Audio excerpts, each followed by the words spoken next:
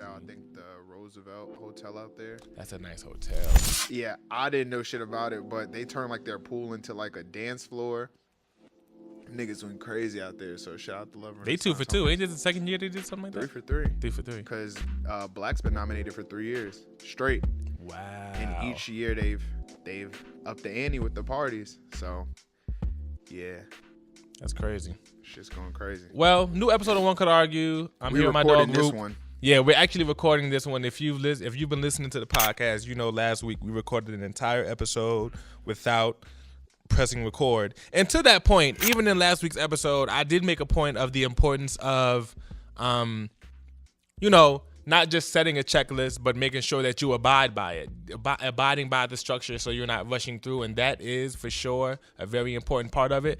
But another important part of it is just making sure that you cover the basics and you're creating an environment of people around you that can also make sure that you're doing that. You know what I mean? Like I've not been filming so long that Roop can't be like, yo, did you hit record? Yo, is the lens cap off the camera? And that's something that with shooting digs, right. Groove always like, yo, is the lens cap off? You pressing record? Right. Your light panel? Like he didn't take for granted that because we've been doing this many times that he can't say it. You know what I mean? Right. So I think that's just important to make sure you do. And make sure, like I said, you're creating an environment where people can do that for you. Make sure people aren't uncomfortable because you'll be like, yo, is the lens cap on? And I'm like, duh, come on, bro. Like, don't try me like that, bro. Like, bro, don't do shit like that. Just appreciate the fact that they're on it because shit like that can happen. And last week, it's important, but I'm happy that it happened this early on with a conversation with someone who I can get back up here with no problem than doing it with somebody who I just had them for that moment and then the whole thing is scrapped. You know what I mean? So it's really important. That's something else to take away from that. Definitely double check. Cross all your T's, dot your I's, and make sure everyone else around you feels comfortable with doing the same. And utilize your friends too. Yes. Like, photographers, just creatives. Like, you got things going on, use your friends and experiment with them and on them. So therefore, when real life situations happen, you don't find yourself in a situation. Because last week could have been terrible if it was anybody else. Oh, it could have been really bad. Not anybody else, but if it wasn't home team, so. Yeah, it could have been and really we bad. laughed about it instantaneously. But as we were laughing in the back of my mind, I'm like, what if this was someone else? And they were like on a flight in 15, or, they had to leave for the airport 15 minutes after that episode. And then you don't piss them off because their time is wasted. The quality's not going to be what, you know what I mean? Right. It's just, you can't, just. Cross your T's and dot your I's. All of them. Every single last one. So this episode, I wanted to have a conversation. I was thinking last week, I was listening to an episode of the Joe Budden podcast. Mm-hmm. And they were talking about how it wasn't even really a full discussion. It was just one of those little pockets that just makes you run on a tangent of thoughts. Mm-hmm. And they were just talking about how, oftentimes, sometimes when there's a death in the family, everything can begin to unravel. And I know I've experienced that. And not even to a fullest extent where like my family went in shambles, but it's like I feel like everyone has the grandmother or the nana or whoever who is able to just move around everyone. You know what I mean? And bring the right people together and defuse certain situations before they even know what's going to be a situation. And sometimes when you lose people like that, it can leave everybody to realize things or come face to face with things that they've been comforted from. Yeah. So in thinking that, it sort of just put me on an interesting tangent of just understanding life in a real way and having a reality of how things are. And it brought me to anger and how sometimes when people have conversations, I've often heard, someone say something out of anger and be like, yo, I didn't mean that. Mm-hmm. And then the person will be offended like, oh, this is how you really feel. Mm-hmm. And it turns into a whole thing. Mm-hmm. And it really made me think about just the fact of how, oftentimes it is true. Oftentimes what's said when someone's angry is 100% true. Agree. And it just made me think about how we could get better at improving how we deal with situations like that. Because I feel like in most cases, it takes away from the fact of how love or care overlooks those things. You know what I mean? It's like if love is me showing up even though I know you're going to be 10 minutes late, and maybe making a joke of, oh, you said meet you at 5, I'm going to meet you at 4:30. You know what I mean? Right. Just to make sure, or whatever. And it's just like, that's a subtle way of me letting you know that you're always late. Right, but that shouldn't put you under the impression that now that I'm frustrated and I voiced this opinion that I'm like trying you. It's like, no, you've just been overlooking the fact that I always do this. That's the care that comes from this. It's not, you know what I mean? Have you ever experienced that? Yeah. I have someone in my life that they point out things, and I think because I'm not so hell-bent on pointing out every little thing about someone, it is irritating because I'm just like, I want you to live your life. Like, you know, we're going to have conversations about growth and shit, but like, I really don't want to hear about myself multiple times a week. Like, right. And I mean, that's just me, and that's still growing, you know, because I do reflect on what is said in those conversations, but it's definitely just interesting because it's like, damn, you really feel strongly about this, don't you? Like, okay. You know what I'm saying? And like you said, you can't really get angry unless someone is just like tearing you to shit. And then I feel like at that point, not even so much anger, but like you can shut that shit down and say you don't want to be a part of this because, and then the way to communicate, you know, yo, this is not constructive. You know what I'm saying? Like you're pretty much like tearing me a new one. So it's like, in that aspect of it,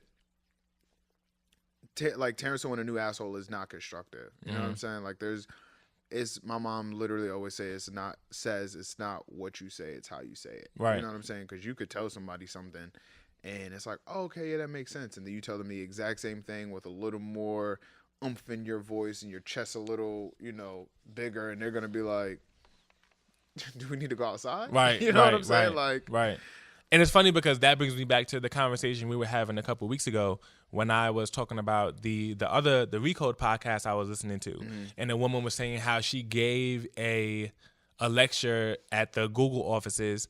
And after the lecture, one of her senior advisors came to her and was like, hey, you did a good job, but I know a speech coach you can go to that'll help you be able to express these thoughts better, and you know what I mean? In these meetings. And she was like, oh, okay, cool. And the lady stopped her again immediately. She was like, no, like, I have her number back in my office. Just come get it from me. And I was like, oh, okay. And she was like, the third time, she was like, look, you sound stupid in there. Yeah. Like, you're saying all of these like, you sound stupid and no one's going to take you serious. Yeah. And she was like, at that point, she was like, okay, let me... And with some people, that's needed. Like, some people, if you're too nice about it, or if it comes across as passive, like, or if it comes across as an option, they're gonna opt out. Right. For whatever option, for whatever reason that is, whether it's fear, whether it's just a lot of times it is fear, because you're gonna come up with excuses as to why you shouldn't, and it's just like, you didn't even really give consideration as to why someone was telling you this. Right. You know, so it's like, you're shorting yourself. Right. And then sometimes like that person has to, like, that's where got to put the hand on the shoulder with the firm grip like Bane and be like, listen, you jackass. Right. You said 45 times within 30 seconds. Right. Is not going to get the point across, because if anyone who listens to someone talk for an extended period of time, come across as you're not confident in what you're talking about. Or you don't know what you're talking about. You don't know what you're talking about. You know what I'm saying? And you're just kind of like spitballing ideas. And it's like, you're obviously at a level where you're talking to Google executives. So you might want to not so much be well-versed, but well-versed in your communication. Right. So it comes across clear. And shit, that might knock out some time on your speech, and then everybody can get the fuck out the room. Right. You know what I'm saying? Right. 100%.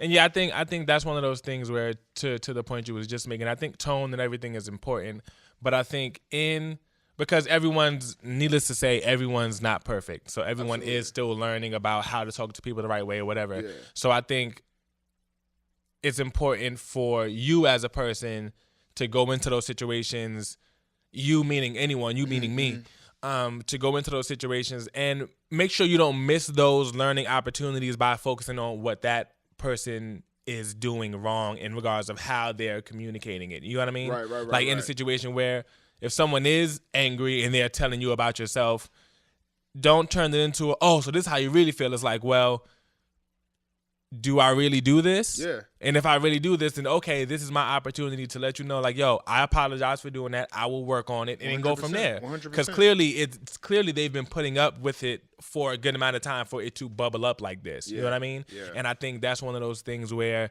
too many times it turns into a whole nother thing. Like it turns into, okay, now I'm mad that you aired me out. My ego was hurt. And now I'm acting like you have the nerve to be upset that I'm taking advantage of your time. Or you have the nerve to be upset that I'm talking to you in a way that makes you feel stupid or that I'm whatever. You know what I mean? And it gets so far away from it. It's like, you were wrong to begin with. If anything, just appreciate the fact of, I'm sure there's stuff that I do all the time that can get on people's nerves. You know what I mean? Yeah. And I think it's coming back to that realization of like, yo, you're not perfect. Like I hope, and I think that's step one.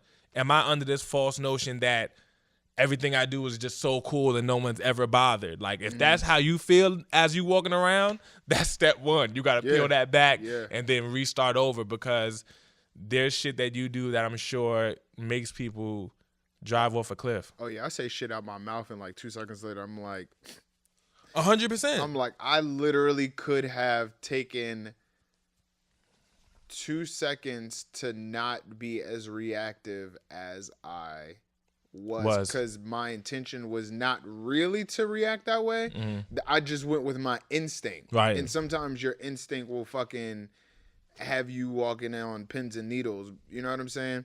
But yeah, definitely agree that you have to watch your words, but then also, like you just said, take heed to it. And that's something I do. I will come to y'all and be like, yo, so this happened to me.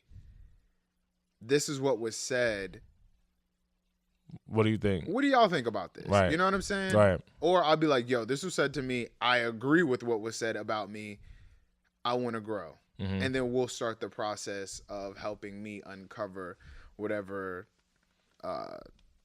character flaw or issue that has come up in which needs to be addressed.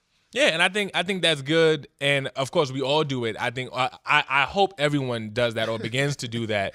But I think because I think it opens you up to another just source of information at a different level. Like I said, I know I for sure do that, and I also do that with Groove all the time. You know what I mean? Like, yo, like, what do you think about this? Because sometimes you can come and someone can make an argument against something that you do, and someone who has wisdom and experience could be like, that's coming from a place of just insecurity, or that's coming from a place of them having some previous issues. That's not really a problem. You know what I mean? And then you're like, okay, I was about to go into changing this, and I don't have to. Yeah. I just have to have a conversation with you to maybe explain it better, or it's just something you're never going to kick it with, and we got to figure that out. You know what I mean? Yeah. So I think that's another extremely important part of it, and that's why it's also good to, whether it's with the person directly, ask those probing questions before you blow it into something else, or go back to your friends, your support system. Don't be asking random people opinions and going online and asking Twitter, hey, so this person said. Those is not the people you ask about shit like that. You go to the people who you can trust, the people who have a proven track record of helping you through situations. And I think when you do that, you really become a better person, because that's another part of it. So many people change things that don't have to be changed. It's like, it's like women who deal with men who are just insecure, don't want them going nowhere and wearing certain stuff. It's like, there's nothing wrong with you wearing that dress. There's nothing wrong with you talking to that person on the phone. He's just insecure. Absolutely. And now you done changed your whole shit. And now when someone else is coming to you, you can't even... You're not even... accept it. Yeah. So it's like, that's also a really, really good point.